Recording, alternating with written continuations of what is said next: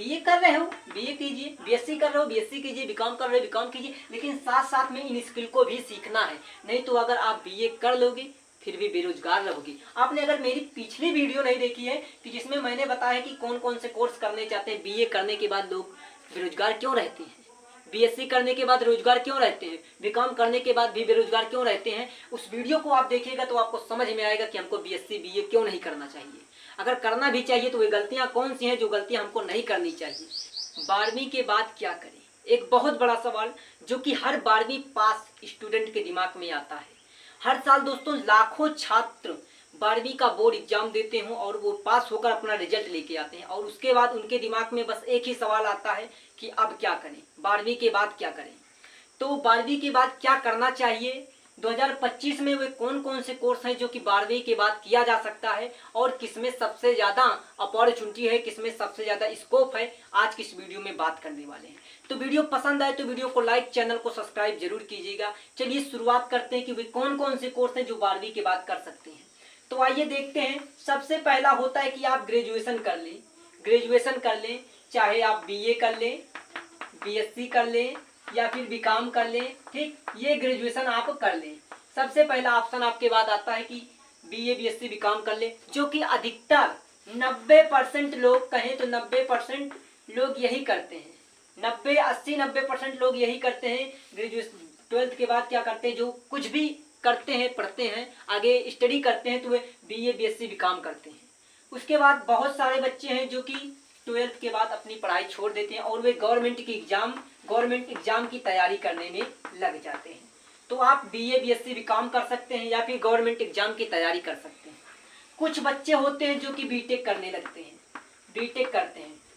ठीक, आप 12th के बाद बीटेक कर सकते हैं, आप बीबीए कर सकते हैं, बीबीए कर सकते हैं, बीसीए कर सकते हैं, बीसीए कर सकते हैं। ठीक, और आप बीएससी नर्सिंग कर सकते हैं, बीएससी नर्सिंग,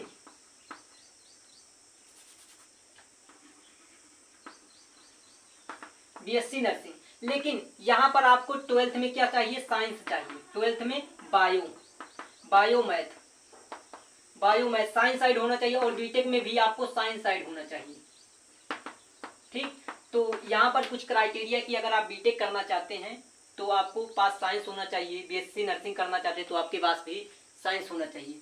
वहीं पर अगर आप यहाँ पर बीएससी करना चाहोगे तो आपके पास यहाँ पर भी साइंस होना चाहिए। 12th में आपके पास साइंस होना चाहिए, तभी आप यहाँ पर बीएससी कर सकते हैं। और बीकॉम करना चाहते हैं तो आपके पास क्या होना चाहिए, 12th साइंस साइड से हो, या फिर आपके पास बीए कर रहे हैं तो बीए में आप यहाँ पर इकोनॉमिक्स पढ़े हों, क्या अर्थशास्त्र आप 12th में पढ़े हों। ठीक, अर्थशास्त्र आप पढ़े हों, तब आप यहाँ पर बीकॉम कर सकते हैं।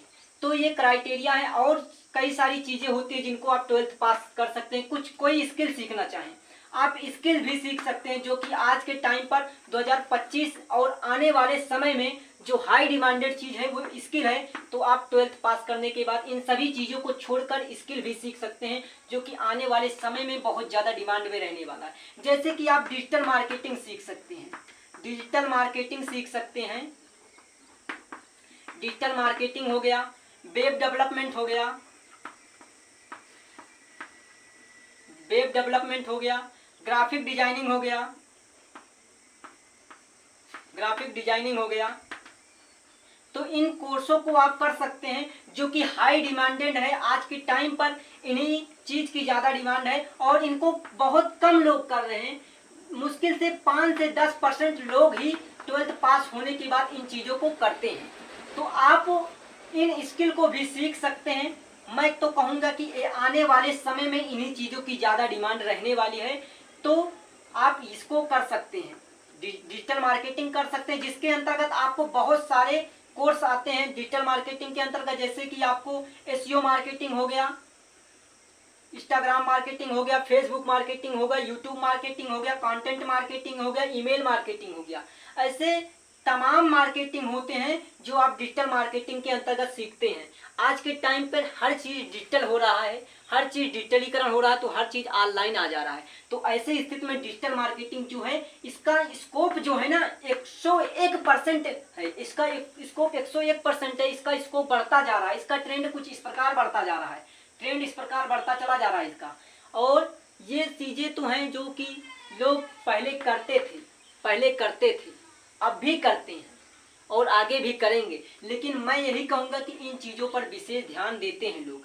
आप इन चीज़ों पर ध्यान दीजिए, आप इसको कर सकते हैं, इन चीज़ों को सीख सकते हैं। आप डिजिटल मार्केटिंग बीए कर रहे हो, बीए कीजिए, बीएससी कर रहे हो, बीएससी कीजिए, बीकॉम कर रहे हो, बीकॉम कीजिए, लेकिन साथ साथ में इन स्किल को भी सीखना है। नहीं तो अगर आप बीए कर लोगे फिर भी बेरोजगार रहोगे। आपने अगर मेरी पिछली वीडियो नहीं देखी है कि जिसमें मैंने बताया कि कौन कौन से कोर्स करने चाहते हैं, बीए करने के बाद लोग बेरोजगार क्यों रहते हैं, बीएससी करने के बाद रोजगार क्यों रहते हैं, बीकॉम करने के बाद भी बेरोजगार क्यों रहते हैं, उस वीडियो को आप देखिएगा तो आपको समझ में आएगा कि हमको बीएससी बीए क्यों नहीं करना चाहिए। अगर करना भी चाहिए तो वे गलतियां कौन सी हैं जो गलतियां हमको नहीं करनी चाहिए। तो उस वीडियो को जरूर देखिएगा, बहुत ही इंपॉर्टेंट है वीडियो। और आज की इस वीडियो में आप जान चुके होंगे कि आप 12th पास हो चुके हो तो आपको करना क्या चाहिए, 2025 में क्या करना चाहिए, आने वाले समय के अनुसार आपको देखते हुए क्या करना चाहिए। इन चीज़ों को आप कर सकते हैं। ऐसे बहुत सारी चीज़ें हैं, अदर में आप लिख लीजिए, यहाँ पर बहुत सारे कोर्सेस हैं जो आपको 12th करने के बाद आपको वहाँ से कर सकते हैं, वहाँ से आपको चांस मिलता है। आपको देखिए यहाँ पर एनडीए भी होता है, ठीक, एनडीए होता है, नेशनल डिफेंस एयरफोर्स होता है, एकेडमी होती है, ठीक, एनडीए आप कर सकते हैं। ऐसे तमाम एग्जाम है जिनकी तैयारियां आप कर सकते हैं 12th पास होने के बाद। लेकिन अब आपको करना क्या चाहिए, क्योंकि सब चीज का डिमांड हमेशा नहीं रहता है।